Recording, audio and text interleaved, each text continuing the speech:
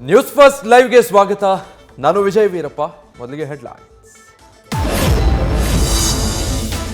ಉದ್ಯೋಗ ಕೇಳಿದ್ರೆ ಪಕೋಡ ಮಾರಿ ಅಂತ ಮೋದಿ ಹೇಳಿದ್ರು. ಈಗ ರಾಮನನ್ನ ಮುಂದಿಟ್ಟುಕೊಂಡು ಬಂದಿದ್ದಾರೆ. ಪಿರಿಯಾಪಟ್ಟಣದಲ್ಲಿ ಮತ್ತೆ ಪ್ರಧಾನಿ ವಿರುದ್ಧ ಸಿಎಂ ಸಿದ್ದರಾಮಯ್ಯ ವಾಗ್ದಾಳಿ.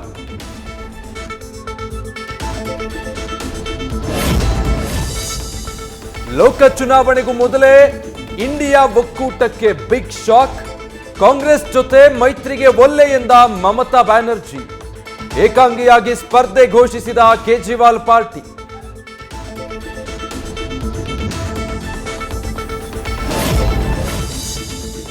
ಅಯೋಧ್ಯೆಯಲ್ಲಿ ಅದಮ್ಯ ಚೇತನ ಫೌಂಡೇಶನ್ನಿಂದ ಅನ್ನದಾಸೋಹ. ತೇಜಸ್ವಿನಿ ಅನಂತ್ ಕುಮಾರ್ ನೇತೃತ್ವದಲ್ಲಿ ಅನ್ನ ಸಂತರ್ಪಣೆ. ಫೆಬ್ರವರಿ 22ರವರೆಗೆ ದಾಸೋಹದ ವ್ಯವಸ್ಥೆ ಮಾಡಲು ನಿರ್ಧಾರ.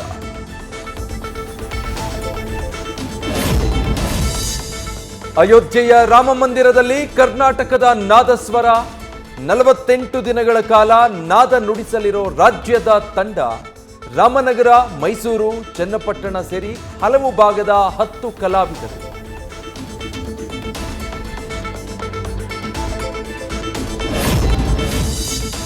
ಅಯೋಧ್ಯಾಧೀಶನಿಗೆ ಹರಿದು ಬರ್ತಾ ಇದೆ ಉಡುಗೊರೆಗಳ ಮಹಾಪೂರ.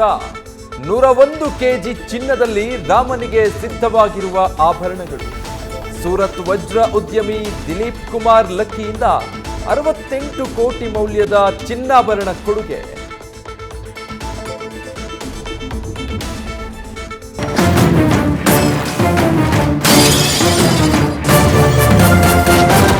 ನ್ಯೂಸ್ ಫಸ್ಟ್ ನಿರ್ಭೀತಿಯಿಂದ ನಿಮ್ಮ ಪರವಾಗಿ.